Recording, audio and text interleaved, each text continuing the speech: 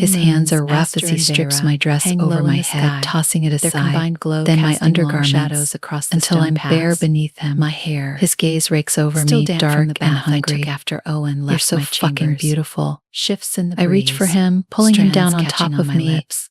and he I don't comes bother tucking them willingly, away. his body settling be between my inside. thighs. There are The head of reports his to cock review, presses a against meeting my with the entrance, Agricultural Guild and I tomorrow. arch up, And if I'm desperate for being more. honest, a lingering Please, I ache whisper. in my muscles that has He doesn't make nothing me to beg do again. with politics He and pushes everything to inside do me in with one the way slow, Owen's deliberate hands thrust, moved filling me over completely. just hours ago. I gasp, my But the nails gardens digging call into to his me back, tonight. my body Or stretching to perhaps I'm just accommodate avoiding him. the inevitable. He stills, his The crunch forehead of gravel pressed to announces mine, company before his I see breath her. coming in short, I don't sharp turn. bursts.